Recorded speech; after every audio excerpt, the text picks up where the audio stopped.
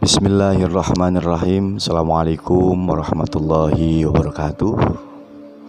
Dalam video kali ini saya akan coba ulas tentang bagaimana propaganda dan konspirasi politik kaum radikalis di masa klasik. Pasca peristiwa arbitrase yang melibatkan Ali bin Abi Thalib dan juga Muawiyah bin Abi Sufyan, ada sekelompok orang yang kemudian memutuskan untuk keluar dari barisan Ali bin Abi Thalib karena kecewa atas keputusan politik Ali bin Abi Thalib yang menerima tawaran arbitrase dari Muawiyah bin Abi Sufyan. Kelompok ini yang kemudian kita sebut dengan kelompok Khawarij. Sebelum saya bicara lebih lanjut tentang bagaimana pemikiran dan doktrin-doktrin dari kelompok Khawarij ini, saya akan ungkapkan terlebih dahulu bagaimana karakteristik kelompok Khawarij. Kelompok Khawarij berasal dari orang-orang Arab Baduy yang hidup di padang pasir. Tentunya kondisinya panas dan serba keras. Dan letak geografis inilah yang kemudian membentuk watak yang keras, berani, mandiri, namun mempunyai pengetahuan yang sempit atau fanatik.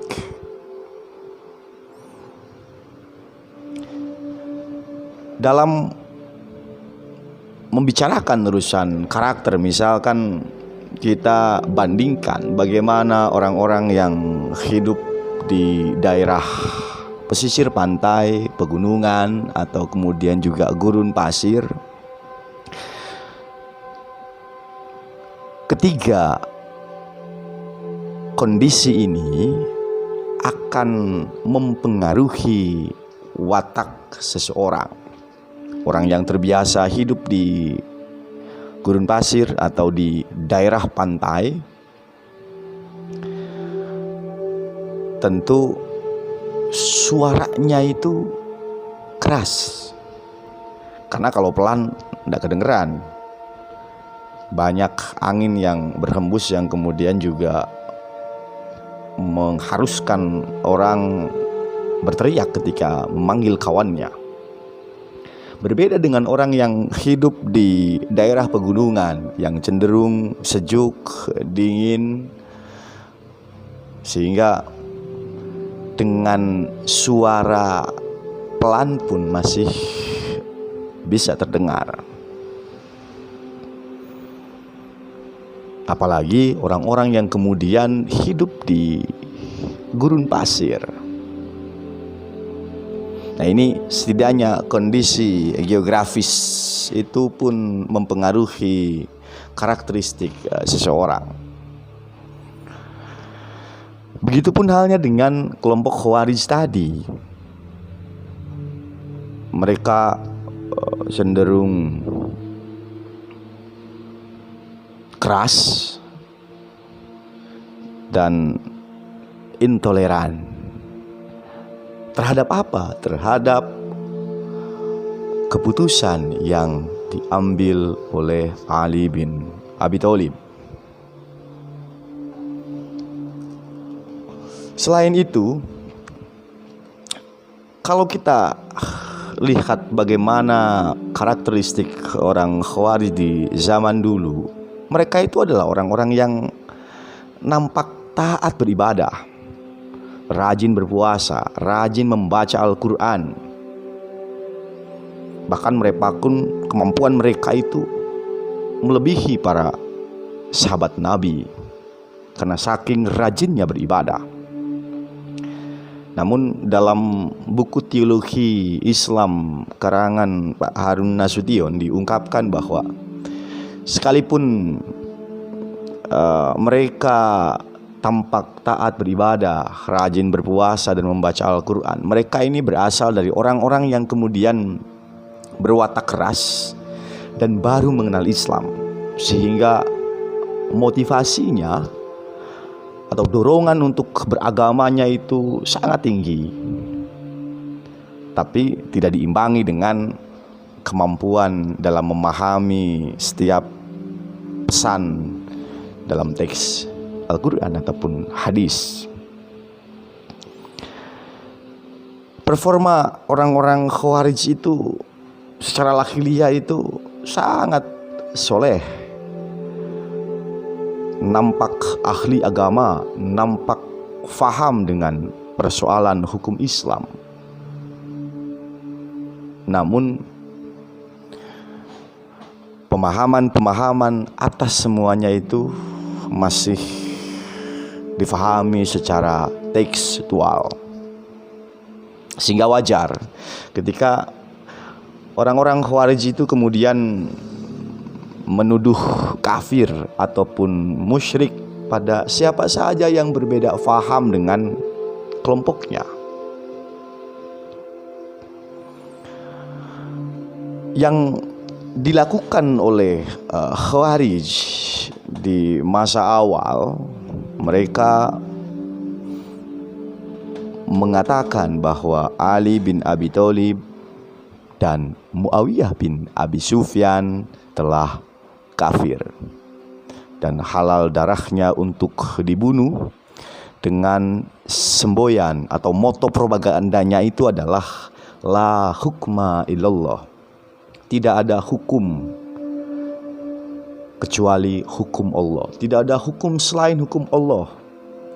Tentu ketika Ali bin Abi Thalib mendengar slogan itu, beliau menyatakan bahwa kalimat yang dikutip oleh kelompok Khawarij itu benar, tapi yang dimaksudkan adalah perkara batil. Benar kata-katanya, benar rujukannya, tapi digunakan untuk hal yang batil. Cara berpikir Khawarij juga kita bisa ungkap dari bagaimana Ali bin Abi Thalib menjelaskan dalam suratnya, surat yang ditulis oleh Ali bin Abi Thalib. Beliau mengatakan, jelaskan kepada kami alasan apa yang menyebabkan kalian menghalalkan untuk memerangi kami dan membelot dari jamaah, bahkan mempersenjatai bekas hamba sahaya dan menyerang orang-orang dan memenggal kepala mereka. Kata Ali, demi Allah, seandainya kalian membunuh seekor ayam atas dasar semua ini, pastilah dosanya sangat besar di sisi Allah, karena Islam melarang untuk membunuh nyawa manusia. Nah, kerasnya karakter Khawarij pada saat itu, agenda yang mereka lakukan adalah menyerang Ali bin Abi Thalib, Muawiyah, dan semua pasukan-pasukannya. Kaum Khawarij kemudian menjadikan kota Harurah, tempat di perbatasan Irak, sebagai aktivitas pemberontakan mereka dan menargetkan Muawiyah, Amr bin As, Abu Musa al-Asy'ari serta Ali bin Abi Thalib sebagai target untuk dibunuh. Dan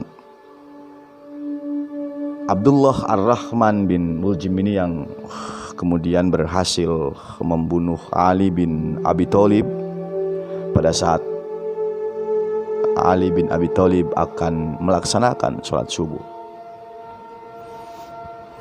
Konflik politik inilah yang kemudian berubah menjadi wacana teologi. Khawarij mulai masuk pada persoalan siapa yang disebut kafir, siapa yang disebut mukmin, siapa yang kemudian tidak keluar dan tetap dalam Islam. Nah, persoalan ini kemudian menjadikan Khawarij terpecah untuk mendefinisikan atau mengkategorikan siapa yang kafir, siapa yang mukmin. Dalam pembagian atau golongan-golongan yang ada dalam Khawarij itu, yang pertama adalah kelompok Khawarij al-Muhakkimah. Al-Muhakkimah itu memang identik dengan la hukma illallah tadi, gitu. Makanya sekte al-Muhakkimah itu sebagai sekte Khawarij asli. Pemimpin yang ditunjuk di sekte ini adalah Abdullah bin Wahab Rasyidi. Dan mereka ini merupakan generasi pertama yang ada dalam Khawarij.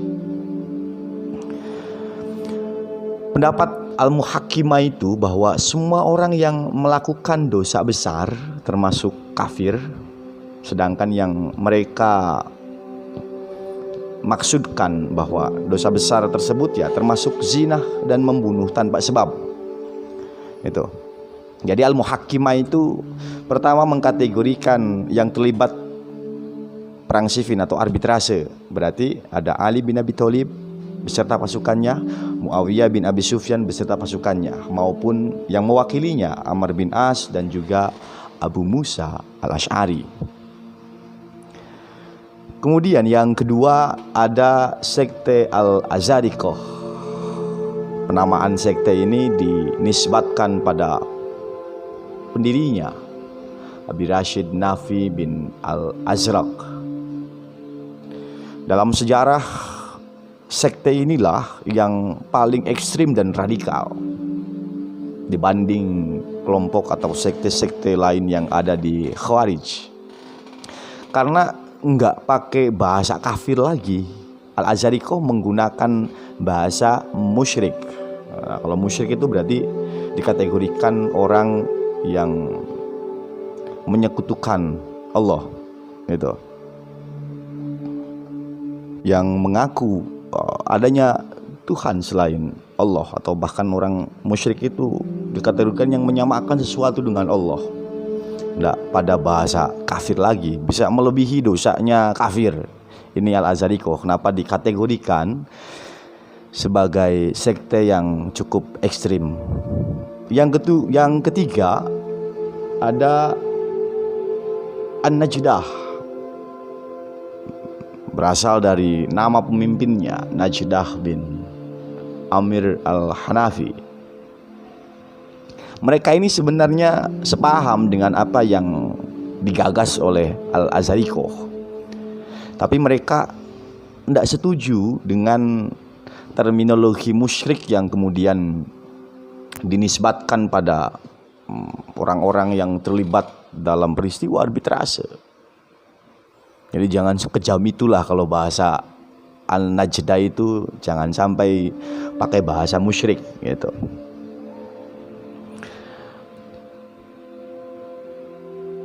Kemudian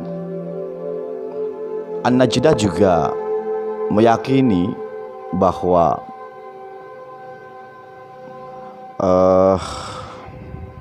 mereka pun tidak sepakat dengan apa yang diyakini oleh Azariqah tentang halalnya perempuan dan anak-anak orang Islam yang tidak sepaham dengan mereka, gitu. Jadi yang dimaksudkan bahwa orang-orang ataupun anak perempuan dan anak-anaknya orang Islam yang tidak sepaham itu boleh dibunuh, gitu. Nah, mereka tidak sepakat dengan itu. Nah, yang keempat adalah Al-Ajaridah. Al-Ajaridah itu pengikutnya Abdul Karim bin Ajrad. Dalam faham mereka bahwa hijrah itu bukan merupakan kewajiban, tetapi kebajikan. Sehingga bila pengikutnya tinggal di luar kekuasaan mereka, tidak dianggap kafir. Jadi dalam sekte sebelumnya membatasi orang yang sepaham dengan Al-Azhari, orang yang sepaham dengan Al-Najdah itu harus satu lokasi, tidak boleh berbeda lokasi. Kalau Al-Ajaridah itu membolehkan, tidak masuk pada kategori kafir. Yang kelima adalah As-Sufriyah. As-Sufriyah itu pengikutnya Ziyad bin Al-Asfar. Menurut kelompok ini, orang yang melakukan dosa besar itu dikenakan had, sebagaimana yang telah ditentukan oleh Allah, seperti mencuri, berzina, dan sebagainya. Sedangkan pelaku dosa besar yang tidak ada hadnya, maka disebut kafir. Itu. Namun demikian, ada yang berpendapat bahwa pelaku dosa besar yang tidak ada hadnya itu tidak boleh dikafirkan kecuali atas keputusan hakim. Ini As-Sufriyah. Nah, sedangkan yang keenam, sekte Al-Ibadiyah yang dipimpin oleh Abdullah bin Ibad. Nah, kelompok Al-Ibadiyah itu merupakan kelompok atau sekte Khawarij yang paling moderat dan luas dibanding sekte-sekte sebelumnya. Mereka lebih berpendapat bahwa orang Islam yang berbeda faham dengan mereka bukan musyrik, tapi juga bukan mukmin. Ini moderatnya sekte Al-Ibadiyah. Dari 6 sekte ini yang diungkapkan dalam buku Harun Nasution tentang teologi Islam. Tapi kalau kita coba lihat bagaimana pandangan Asy-Syahrastani, tentu Asy-Syahrastani berpendapat bahwa kelompok atau sekte Khawarij ini lebih dari 17, lebih dari 20, banyak jumlahnya. Rekan-rekan sekalian, selanjutnya kita coba ulas tentang bagaimana doktrin-doktrin dari Khawarij dalam aspek politik, kemudian juga teologi dan doktrin teologi sosialnya Khawarij. Nah, pertama, untuk doktrin politik Khawarij, dari ulasan tadi tentu betapa anarkisnya Khawarij, betapa kejamnya kelompok-kelompok Khawarij itu. Nah, sebenarnya kelompok yang cenderung atau nampak anarkis, radikal, ini sebenarnya sangat demokratis. Ada gagasan yang ditawarkan, gagasan politik yang ditawarkan oleh Khawarij, gagasan yang cenderung demokratis. Menurut pemahaman Khawarij bahwa khalifah atau imam itu harus dipilih secara langsung, dipilih secara bebas oleh seluruh umat Islam. Jadi tidak ada istilah khalifah itu, imam itu harus dari suku bangsa Quraisy saja, atau harus orang Arab itu. Jadi bagi mereka semua umat Muslim mempunyai kesempatan yang sama untuk menjadi seorang khalifah. Dan bagi mereka, khalifah yang terpilih itu akan terus memegang kekuasaannya selama bersikap adil dan menjalankan syariat Islam. Tetapi sebaliknya, kalau ia menyeleweng dari ajaran Islam, maka wajib dijatuhkan atau dibunuh. Kebencian kaum Khawarij itu semakin bertambah ketika melihat bahwa keislamannya Muawiyah itu belum lama. Bagi mereka, Muawiyah tidak pantas untuk menjadi seorang khalifah. Maka jalan terbaik adalah dengan melakukan gerilya, dengan melakukan perlawanan, pemberontakan terhadap kekhalifahan Muawiyah.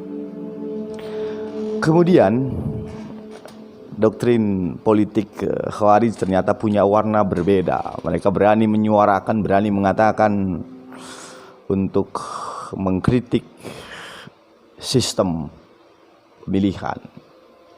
Maka tidak salah kalau kemudian kita katakan bahwa kelompok Khawarij itu ya semacam partai politik yang kemudian menawarkan ide soal negara. Kemudian yang kedua, doktrin teologi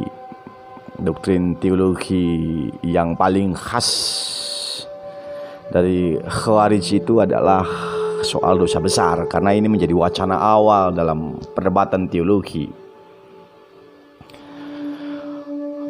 Karena Khawarij menentang pemerintahan yang sah, tentu mereka menerima konsekuensi logis, mesti dikejar-kejar, kemudian juga diperangi oleh pemerintah. Sehingga dalam atau menurut Harun Nasution itu sebagian kelompok mereka itu sudah musnah. Tinggal sisa-sisanya saja yang ada di Zanzibar, Afrika Utara dan Arabia Selatan.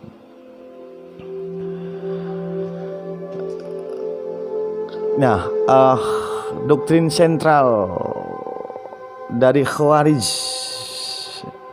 itu berimbas pada doktrin politik yang cenderung radikalis, dan karakteristik mereka yang juga kita sebut dari awal memang sudah keras dan juga intoleran, sehingga secara garis besar mereka menganggap siapapun yang berbeda haluan, siapapun yang berbeda pandangan tentang ajaran Islam, maka mereka kafir. Nah, kalau kita coba tarik pada kondisi hari ini, ada kelompok-kelompok yang kemudian mempunyai identitas atau karakter yang hampir sama dengan Khawarij, yang mudah mengkafirkan, mudah menyalahkan yang lain, mudah menganggap yang lain sesat gitu. Nah, ini bisa juga kita katakan sebagai neo Khawarij itu kan, Khawarij baru di masa modern, yang kemudian bagi Khawarij setiap muslim itu ya harus berhijrah, gabung dengan mereka. Bila tidak mau bergabung, sikat kan itu, anggap dia berada pada daerah musuh atau negara musuh itu. Jadi daerahnya disebut sebagai negara Islam, di luar daerahnya disebut sebagai negara musuh. Kemudian seseorang harus menghindari pimpinan yang menyeleweng, dan keyakinan tentang orang yang baik itu ya harus masuk surga, sedangkan yang jahat harus masuk neraka. Ini beberapa doktrin teologinya Khawarij. Dari wacana dan perdebatan tentang pelaku dosa besar inilah yang kemudian mempengaruhi perkembangan dan pertumbuhan teologi dalam Islam.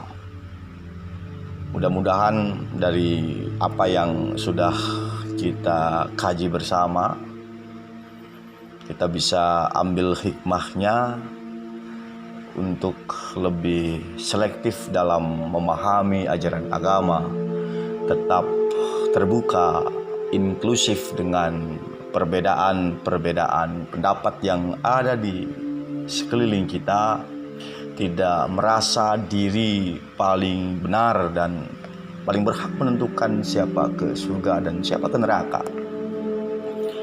Mari kita hidup berdampingan dengan damai, harmonis dalam perbedaan pandangan agama maupun politik. Terima kasih. Wallahu a'lam bishawab. Wassalamualaikum warahmatullahi wabarakatuh.